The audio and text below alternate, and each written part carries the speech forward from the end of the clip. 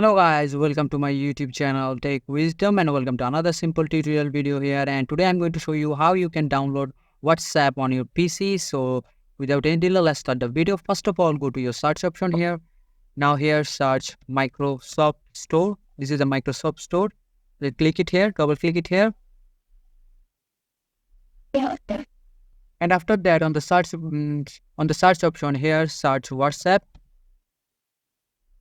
And you can see the WhatsApp application is here. To download it, double click it here, and here you can see this is the WhatsApp application here. And to download it, just click the install button here. It will automatically started downloading. As you can see, ready to download. The downloading is starting. As you can see, the download is finished and it is beginning the installation process. And now as you can see, the installation is finished, and if I had to open it, just click the open option here to open the application. And here it is, the WhatsApp application on your PC.